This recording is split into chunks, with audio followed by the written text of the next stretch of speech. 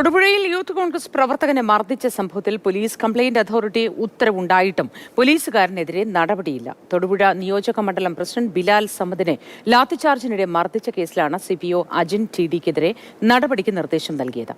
ആക്രമണത്തിൽ ബിലാലിന്റെ കാഴ്ച ഭാഗികമായി നഷ്ടപ്പെട്ടിരുന്നു. 2022 ജൂൺ മാസം 14-ാം തീയതിയാണ് ഇടുക്കി DCC പ്രസിഡന്റിനെ ഡിവൈഎഫ്ഐ പ്രവർത്തകർ ആക്രമിച്ചു എന്നാരോപിച്ചുകൊണ്ട് യൂത്ത് കോൺഗ്രസ് പ്രവർത്തകർ പ്രതിഷേധ മാർച്ച് സംഘടിപ്പിക്കുന്നത്. ആ മാർച്ച് സംഘർഷത്തിൽ കലാശിക്കുകയായിരുന്നു. പോലീസ് ലാത്തി വീശി. ഈ സംഭവത്തിലാണ് യൂത്ത് കോൺഗ്രസ് പ്രവർത്തകനായ ബിലാൽ സമദിന് ഗുരുതരമായി പരിക്കേൽക്കുന്നത്.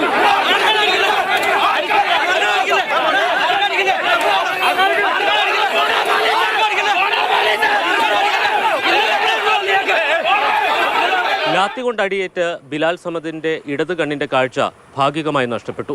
കൂടാതെ തലയ്ക്കും ഗുരുതരമായി പരിക്കേറ്റിരുന്നു. സംഭവത്തിൽ ബിലാൽ പോലീസിനും പോലീസ് കംപ്ലയിന്റ്സ് അതോറിറ്റിക്കും പരാതി നൽകി. കൂടാതെ കോടതിയെ സമീപിക്കുകയും ചെയ്തു. നമ്മൾ റെക്റ്റിനയ്ക്കുള്ള ഒരു വലിയ സർജറിയാണ് നടന്നത്. ലെൻസ് മാറി വെച്ചു ഇടത് കണ്ണിൻ്റെ.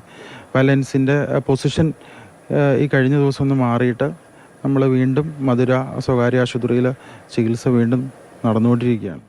ബിലാൽ നൽകിയ പരാതിയിൽ മാർച്ച് 20-ന് സംസ്ഥാന police complaints authority Ajin T എന്ന ഉദ്യോഗസ്ഥന്റെ ഭാഗത്ത് വീഴ്ചയുണ്ട് എന്ന് കണ്ടെത്തി.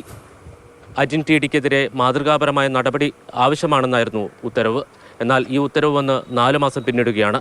ഇതുവരെ യാതൊരു നടപടിയും ഉണ്ടായില്ലെന്നാണ് ബിലാൽ ആരോപിക്കുന്നത്. ഈ കഴിഞ്ഞ മാർച്ച് 20-നായിരുന്നു ഉത്തരവ് ഇറങ്ങിയത്. ഒരു മാസത്തിനുള്ളിൽ നടപടി സ്വീകരിക്കണമെന്നായിരുന്നു ഒരു ഉത്തരവിൽ പറഞ്ഞിട്ടുള്ളത്. ഇടുക്കി SP-ക്കാണ് ആ ഓർഡർ ഉള്ളത്. പക്ഷേ ഇതുവരെ ഒരു നടപടി സ്വീകരിച്ചതായിട്ട് അറിവില്ല. ബിലാലുമായി ബന്ധപ്പെട്ട ഉത്തരവിനെ കുറിച്ച് അറിയില്ലെന്നാണ് സംസ്ഥാന പോലീസ് കംപ്ലയിന്റ്സ് അതോറിറ്റി ചെയർമാൻ പറയുന്നത്. കമ്മീഷന് എക്സിക്യൂട്ടീവ് അധികാരങ്ങളില്ലെന്നും അദ്ദേഹം പറഞ്ഞു വെക്കുന്നു. ഈ ബിലാലിന്റെ സംഭവം എന്ന് പറഞ്ഞാൽ ഞാൻ ചെയർമാൻ എന്ന നിലയ്ക്ക് അങ്ങനെ ഒരു കേസ് കൈകാര്യം ചെയ്തിട്ടില്ല. ഈ നിങ്ങൾ പറയുന്ന ഈ സംഭവവുമായി ബന്ധപ്പെട്ട് ഏത് തരത്തിലുള്ള ഓർഡറാണ് ഉണ്ടായിട്ടുള്ളതെന്നും അതിന്റെ നടപടി സ്റ്റേജ് ഏതായെന്നും എനിക്കറിയില്ല. ഉത്തരവിൽ നടപടിയില്ലെങ്കിൽ പരാതിക്കാരന് ഹൈക്കോടതിയെ സമീപിക്കാമെന്നാണ് അതോറിറ്റിയുടെ ചെയർമാന്റെ ഉപദേശം. അത് ഈ അതോറിറ്റിയുടെ പ്രസക്തിയെ തന്നെ ചോദ്യം ചെയ്യുന്നതാണ്.